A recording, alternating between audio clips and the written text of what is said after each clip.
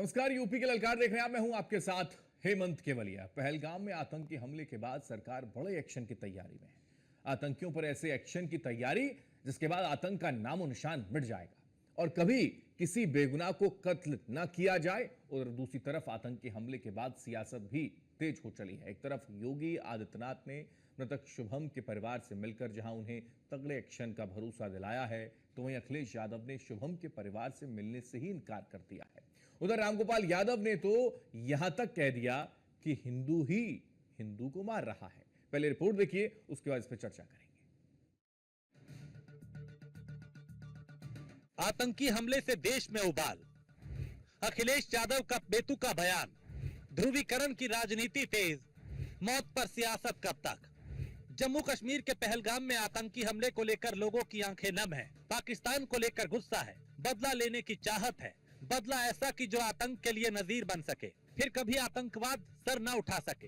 एक तरफ लोगों का गुस्सा है तो दूसरी तरफ सियासत है। आतंकी हमले में मारे गए कानपुर के शुभम द्विवेदी के परिवार से मुलाकात की और शुभम के पिता को गले लगा के सीएम योगी भावुक हो गए। इस मुलाकात के दौरान सीएम योगी मृतक शुभम की पत्नी ऐशन्या की बात सुनते नजर आए। ऐशन्या ने सीएम योगी से बदला लेने की अपील की। सीएम ने ऐशन्या को भरोसा दिलाते हुए कहा कि आतंकियों को उनके किए की सजा जरूर मिलेगी। सरकार की आतंकवाद के प्रति नीति कतई बर्दाश्त नहीं करने की है और वो प्रभावी ढंग से आतंकवाद को नेस्त नाबूद करेगी। आतंकवाद अपनी आखिरी सांस ले रहा है। ये घटना बताती है कि आतंकवाद अब अपनी अंतिम श्वास ले रहा है। निर्दोष पर्यटकों पर हमला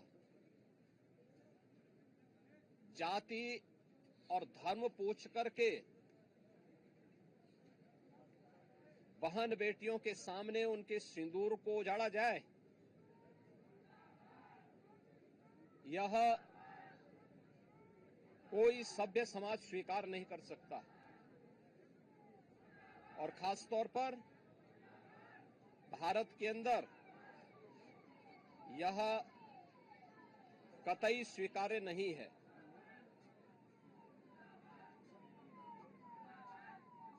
भारत सरकार की आतंकवाद और उग्रवाद के प्रति जीरो टॉलरेंस की जो नीति रही है,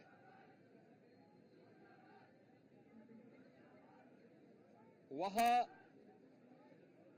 प्रभावी ढंग से आतंकवाद का नेस्तनाबूद करेगी। और आपने देखा होगा कल इसकी शुरुआत, इसके ताबूत पर अंतिम कील ठोकने की शुरुआत हो चुकी है। यह वह सरकार नहीं जो आतंकवादियों पर दायर मुकदमों को वापस लेती हो या वहां पर भी अपना वोट बैंक देखती हो। पूरी सख्ती से ऐसे तत्वों के विषैले फनों को कुचलने का कार्य होगा जिन लोगों ने आतंकी घटना को अंजाम दिया है या इस साजिश का हिस्सा बने हैं। यह जीरो टॉलरेंस की नीति। एक तरफ जहां सीएम योगी ने हमले के मृतक के परिजनों से मिलकर उन्हें ढांढस बंधाया और आतंकी हमले का बदला लेने का भरोसा दिलाया, वहीं दूसरी तरफ अखिलेश यादव ने मृतक के परिजनों से मिलने से ही इनकार कर दिया। अखिलेश यादव से जब शुभम द्विवेदी के घर जाने को लेकर सवाल किया तो उन्होंने जो गैर जिम्मेदाराना जवाब दिया उसकी किसी ने कल्पना भी नहीं की होगी। अखिलेश ने कहा कि वो शुभम द्विवेदी के घर नहीं जाएंगे। भाजपा वहां कुछ भी करा सकती है, इसलिए सावधान रहना चाहिए। जब मैं मुख्यमंत्री था तब एक फौजी के यहाँ गया था। उस कमरे में आरएसएस के लोग बैठे हुए थे। उन्होंने क्या करवाया था आप पता करवा लीजिएगा। वही रामगोपाल यादव ने कहा कि हिंदू ही हिंदू को मार रहा है। हालांकि परिवार से मेरा कोई संबंध नहीं है और मैं तो अपनी पार्टी के लोगों से कहूंगा कि ऐसी घटना में जरूर पहुंचे, क्योंकि कई बार भारतीय जनता पार्टी के लोग व्यवहार भी गलत करवा देते हैं दूसरों के साथ। ये बात ओपन नहीं बोलनी चाहिए मुझे, लेकिन क्योंकि आपने ये सवाल पूछा है, कभी भी किसी को कार्यक्रम में अपमानित करा देती है भारतीय जनता पार्टी, इसलिए बहुत सावधान भी रहना चाहिए। और अभी तो आप मेरा साथ दे रहे हो, 5 मिनट उनका साथ देने लगोगे। अभी हमें ही जाने के लिए कह रहे हो। मुझे याद है एक फौजी के हमें गया था, एज ए मुख्यमंत्री, उस कमरे में आरएसएस के लोग बैठे हुए थे। उन्होंने क्या करवाया था आप पता करवा लेना। हिंदू रोज लोगों को मारते नहीं, हिंदू हिंदू को मार रहे हैं, मार रहे हैं कि नहीं मार रहे? अभी बनारस में लड़की के साथ जो रेप किया, गैंग रेप, तमाम लोगों ने, हिंदू लड़की थी और लड़के सब हिंदू थे, कौन सा मुसलमान था? ये बातें इतने बड़े संगठन के नेता को करनी नहीं चाहिए। इस वक्त देश को एक रखने की जरूरत है। जब दुश्मन सामने खड़ा हो तो हम ये बातें करेंगे। इससे पहले सपा चीफ ने कहा था पहलगाम घटना को लेकर पूरे देश में गुस्सा है। आतंकवादियों का मुख्य मकसद डर पैदा करना था, नुकसान करना, प्रदेश और देश के कारोबार को रोकना और लोगों को परेशान करना था। आतंकवादी किसी धर्म के नहीं हैं, आतंकवादियों का कोई धर्म नहीं होता। और अब शुभम के घर जाने से इनकार करने पर सियासी मीटर हाई हो गया। देश एक तरफ जहां पहलगाम में हुए हादसे पर मातम मना रहा है, आंसू बहा रहा है, वहाँ विपक्ष के लोग, समाजवादी पार्टी के लोग ये बयान दे रहे हैं कि हिंदू ही हिंदुओं को मारता है और अखिलेश यादव ने जाने से इनकार कर दिया। ऐसे लोगों को भगवान सद्बुद्धि दे जो इस वक्त भी ऐसी राजनीति कर रहे हैं। देश की जनता कभी ऐसे लोगों को माफ़ नहीं करेगी। ये वक्त देश के साथ, देश की जनता के साथ और उन परिवार के साथ खड़े होने का जिनके साथ ये हादसा हुआ। पहलगाम हमले में जो शुभम द्विवेदी जी की हत्या हुई, तमाम नेता कांग्रेस पार्टी के वहाँ गए, उत्तर प्रदेश सूबे के मुखिया योगी आदित्यनाथ जी गए, लेकिन जैसा भी हमने देखा एक वीडियो में कि अखिलेश जी कहते हैं कि मेरा उनसे व्यक्तिगत कोई संबंध नहीं है, लेकिन मेरे पार्टी के लोगों की जिम्मेदारी है कि वहाँ जाएं और शोक संवेदना व्यक्त करें। मैं पूछना चाहता हूँ माननीय अखिलेश जी से, व्यक्तिगत संबंध हर व्यक्ति का किसी न किसी से नहीं होता है, लेकिन आप उत्तर प्रदेश सूबे के मुख्यमंत्री रहे हैं, तो प्रत्येक जनता से, प्रत्येक नागरिक से आपका व्यक्तिगत संबंध बन जाता है।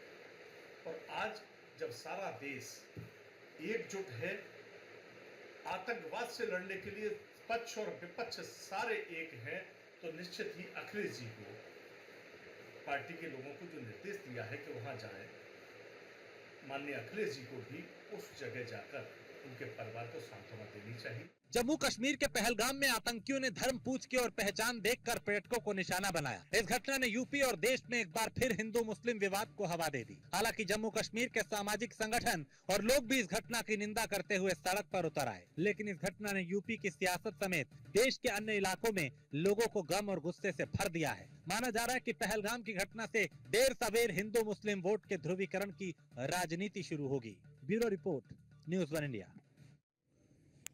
आतंक का कोई धर्म नहीं होता, कोई मजहब नहीं होता, आतंकवादियों की कोई जात नहीं होती, लेकिन हैरानी इस बात को लेकर है कि सियासतदान इस तरफ लगातार इशारा करते रहते हैं और यही वजह है कि इस तरीके के विवादित बयान अब देश में हुई आतंकी गतिविधियों को लेकर, आतंकवादी के हमले को लेकर भी किया जा रहा है, आज भी किया जा रहा है। वो अलग बात है, दबे शब्दों में जिक्र बार बार होता हो कि हम सरकार के साथ खड़े हैं, लेकिन मंशा क्या है? हमारे साथ इसी पर चर्चा करने के लिए कुछ खास मेहमान हैं, सीधा उनका तारुफ करवा दें। देवेंद्र प्रमुख बीजेपी के प्रवक्ता हैं, बहुत स्वागत। डीपी यादव हमारे साथ हैं, समाजवादी पार्टी के प्रवक्ता। मनीष गुप्ता पॉलिटिकल एक्सपर्ट के तौर पर जुड़े हैं। मनीष जी आपका स्वागत। डीपी यादव जी आपका स्वागत। मनीष जी, सबसे पहले शुरुआत मैं आपसे कर रहा हूं, क्योंकि एक तरफ ये जिक्र करना कि हिंदू हिंदू को मार रहा है और उससे पहले अखिलेश यादव का यह जिक्र करना कि मेरा उससे व्यक्तिगत कोई नाता था नहीं, इसलिए मैं नहीं जाऊंगा, ये क्या इशारा है? क्या ऐसे वक्त में इस तरीके का जिक्र एक पूर्व मुख्यमंत्री की ओर से करना ठीक है, और फिर यह भी कह देना कि सख्त कार्रवाई सरकार को करनी चाहिए? मैं अखिलेश जी और रामपाल जी दोनों की बातों से सहमत हूं एक्चुअली। और रामगोपाल यादव और कह रहे हैं कि हिंदू हिंदू को मार रहा है, तो ये सच है। हेमंत भाई, जब मैं छोटा था तो मैं सोचता था करोड़ों हिंदुस्तानी हैं और चंद मुट्ठी और अंग्रेज हैं, थोड़े से बाबर के आदमी हैं, कैसे पराजित हो गए? ऐसे पराजित हो गए जहां आप सिर्फ अपने शुद्ध लालच के लिए, थोड़े से वोटों के लिए, कुछ सीटों पर जीत के लिए जब आप अपना मानसिक गिरा देते हैं, आप गुलामी की अवस्था में पहुंच जाते। आप समझिए, मैं इनको कितना कड़ा शब्द बोल सकता हूं, नहीं बोलना चाहता, मैं क्या बोलूं, लेकिन ये अखिलेश जी का जो बयान है वो ये कह रहा है शुभम ब्राह्मण है, अपर कास्ट है, उसके जाने से उनका गेम सेट नहीं होता, पॉलिटिकल एजेंडा सेट नहीं होता, कहीं मुसलमान नाराज ना हो जाते। अरे दिक्कत ये है कि वो जिन आतंकवादियों ने ये कांड किया है वो मुस्लिम है। आतंकवाद को कोई धर्म नहीं होता, लेकिन आतंकवादी अगर धर्म होता है, आतंकवाद हर आतंकवादी का धर्म है, वरना उनको जो है अंतिम नमाज पढ़ के कब्र में नहीं भेजा जाता। तो आतंकवाद का कोई धर्म नहीं, आतंकवादी का धर्म है, और उसका धर्म अगर इस्लाम है तो इस्लाम के रहनुमा जो अखिलेश यादव जी को वोट डालते हैं, अगर वो कहीं उन्होंने वोट डालना बंद कर दिया तो, कहीं उनकी जगह कांग्रेस को चूज कर दिया तो कांग्रेस और समाजवादी पार्टी में होड़ है, चाहे कितना भी नीचे गिरे, चाहे हिंदुओं को गाली देते, हिंदुओं को हत्यारा बोल दे, बस कैसे भी करके मुसलमानों के वोट हमारी झोली में गिर जाए ताकि हम चुनाव जीत जाए। कि हमारा बस प्रदेश में राज हो जाए, हम और हमारा परिवार सारा यादव मुस्लिम मिलकर सरकार बना ले, सारे महत्वपूर्ण पदों पर कब्जा कर ले, बस न्याय प्रियता राजनीति सब मिट्टी में, सब भाड़ में। एक आध एग्जाम्पल नहीं, ऐसे 20 एग्जाम्पल जो उन्होंने इस तरह। हालांकि वो इस प्रेस कॉन्फ्रेंस में ये भी कह रहे हैं कि सियासत था, खासकर सत्ता पक्ष के लोग इसको लेकर राजनीति ना करें, 80-20 करने का प्रयास ना करें, हिंदू मुस्लिम ना करने का कोशिश ना करें, वो ये भी इशारा करने की कोशिश कर रहे हैं इससे माइलेज ना मिल जाए। मजे की बात बताऊं, ये मेरे सारा प्रश्न, एक मजे की बात यह कि राजनीति तो हर चीज को होगी, और रोकने का मतलब क्या? अरे कोई व्यक्ति अपने समाज के लिए, अपने राष्ट्र के लिए, अपने धर्म के लिए कुछ कर रहा है तो वो कहेगा मैं कर रहा हूं। अरे आप भी कर रहे हो, आप भी कहो, कौन ना कर रहा? आप मुसलमानों के लिए करते हो, मुसलमानों के लिए कहते हो, मोदी जी मुसलमानों को सौगात दे रहे हैं, तो दे रहे हैं, वो भी एडवर्टाइजमेंट कर रहे हैं, आप भी करो, वो ना करो, राजनीति करो, लेकिन जनता का भला हो ऐसी राजनीति करो ना। ऐसी राजनीति तो ना करो कि शीशे में शक्ल देखने में आपको घृणा महसूस हो। ये कहीं ना कहीं इस सब में अपने पिताजी से भी आगे निकलते जा रहे हैं व्यवहार में, बहुत ही अफसोस की बात है। चलिए ठीक है, डीपी यादव जी हैं, समाजवादी पार्टी के प्रवक्ता हैं, थोड़ा और बारीकी समझाएंगे इसको। डीपी यादव जी, क्या वाकई हिंदुओं से इतनी नफरत है कि एक बड़ी घटना होती है उसके परिवार वालों को सांत्वना देने के लिए नहीं पहुंचेंगे? पूर्व मुख्यमंत्री उत्तर प्रदेश के सीधा डिनाई कर रहे हैं, मना कर रहे हैं, हमारा उनसे कोई नाता नहीं, नाता व्यक्तिगत होता है क्या सबसे?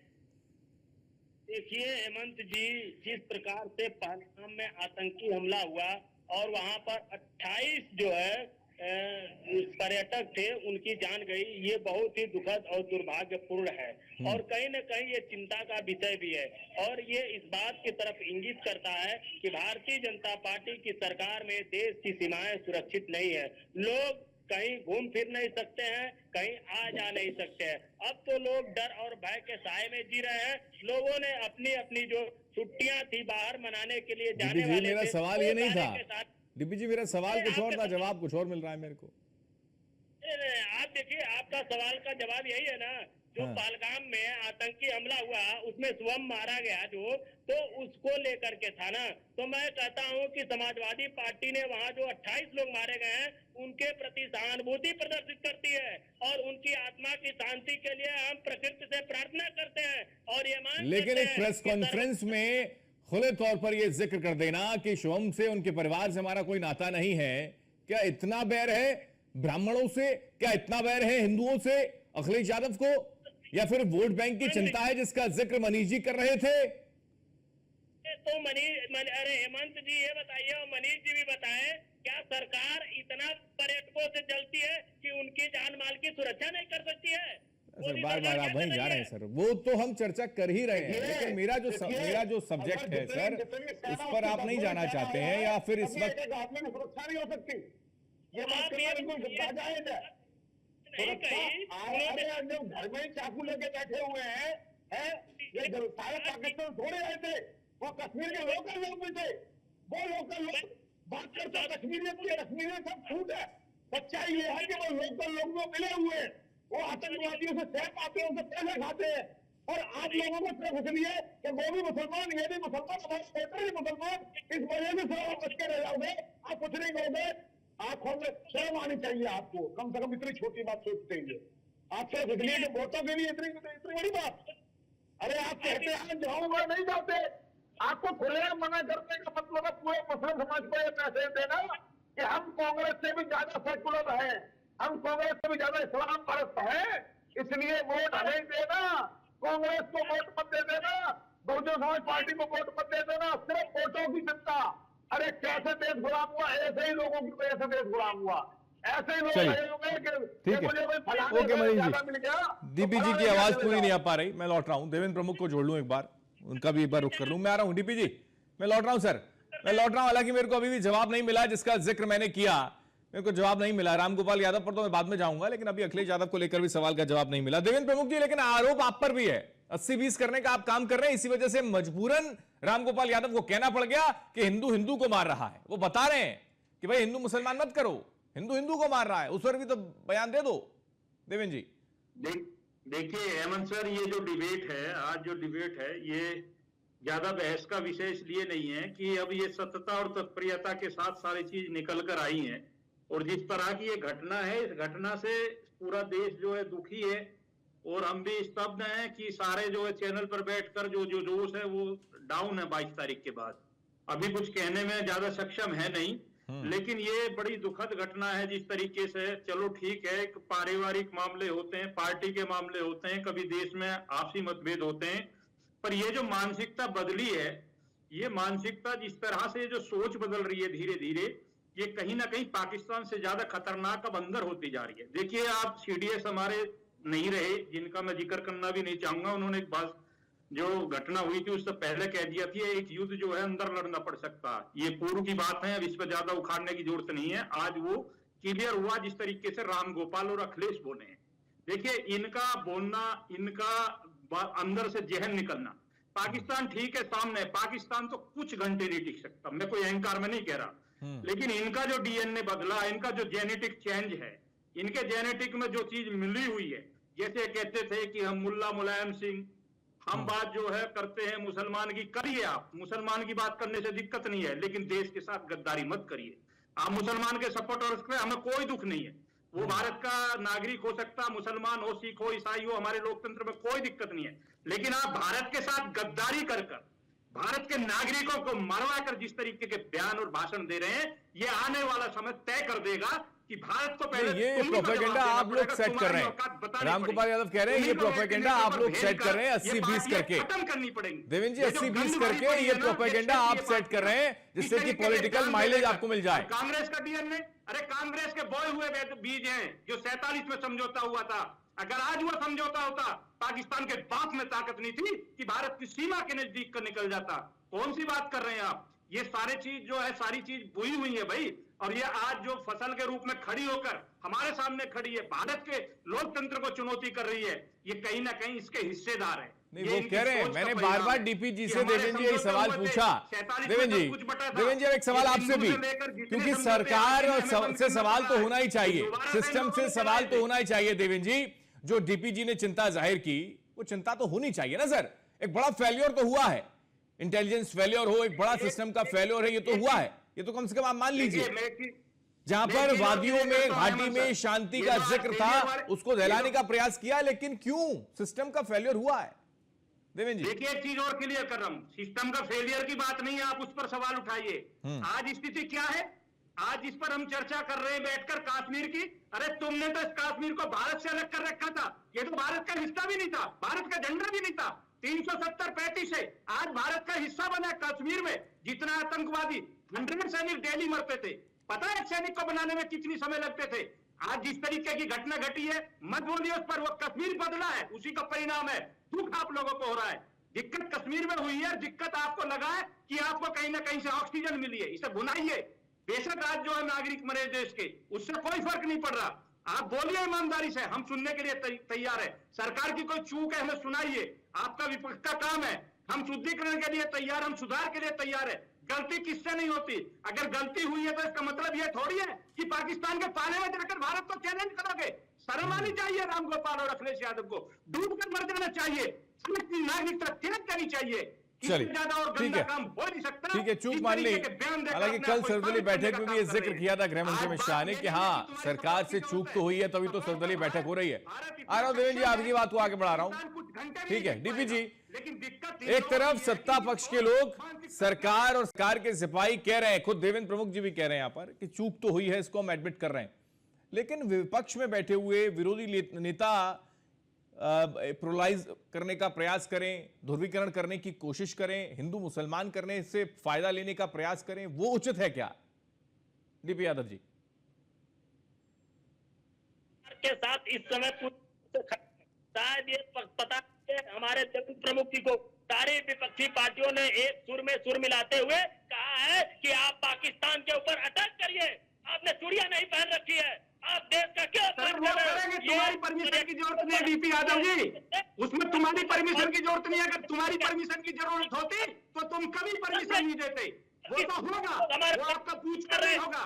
ये लोकतंत्र है भारत का, ये हमारा विशेषाधिकार है कि सर्वदल बैठक बुलाकर हम उसको सूचना देंगे। मानो या न मानो ये तुम्हारी मर्जी है, लेकिन जो हमें करना है, भारत सरकार को करना है, वो होगा। यादव जी तुम्हें पूछना नहीं होगा।